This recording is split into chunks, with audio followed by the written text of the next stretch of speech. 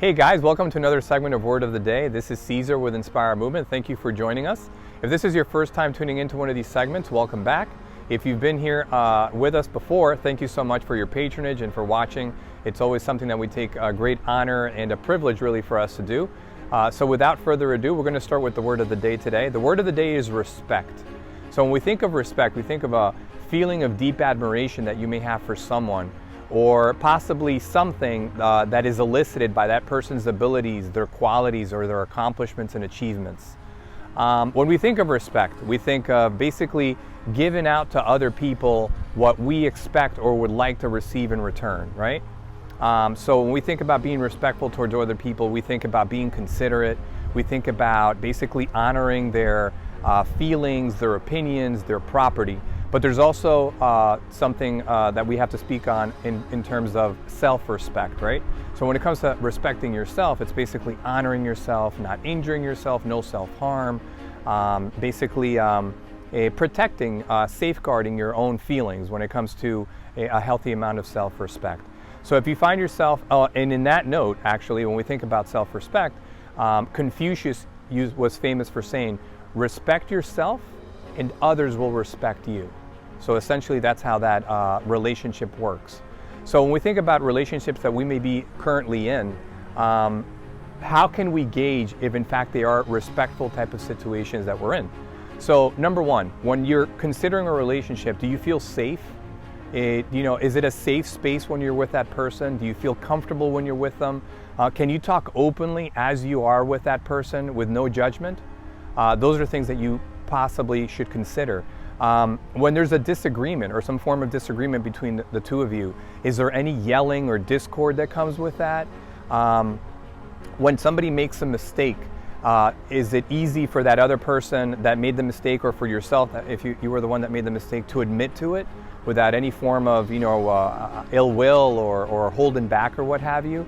These are healthy ways in which we can assess the relationships that we're currently in and actually think of them as, hey, are they respectful or are they not?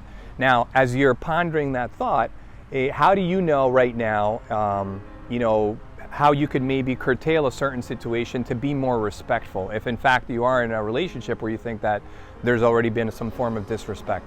Well, I think the first thing is to lead by example. So it's very difficult for us to change the behavior of other people, but certainly we can try to work on ourselves, right? So again, thinking back of do unto others as you want others to do unto you. So if we're respectful towards other people by leading by example, that's already something that we can do to better, act as a counter to any form of disrespect. Also, to specifically point out with people that may be disrespecting you, what it is that bothers you about what they're doing. What is it that's not okay?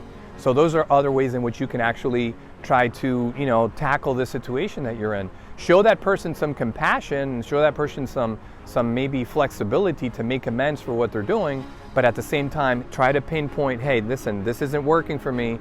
Let's see what we can do to have a more healthy relationship. So that's another way. Seek the advice of a teacher, of a mentor, or of a counselor if a situation is too far gone and you don't know how to deal with it.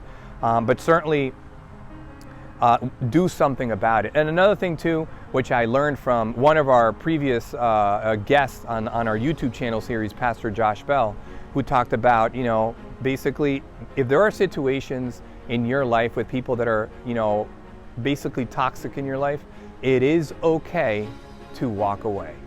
I know it sounds difficult sometimes, especially when it's maybe somebody that's in our intimate setting, but sometimes if a relationship is too far gone and it's highly disrespectful, sometimes the healthier thing for self-management and self-conservation is for you to walk away from that toxic relationship, allow that person to fix their space a little bit, and then maybe you can come halfway a little bit once they're dealing with whatever it is that's leading to that form of disrespect that they have towards other people. So it is okay to walk away. I know that sounds a little harsh sometimes, but sometimes we need a little, time out, so to speak, in order to get ourselves together and do things the right way.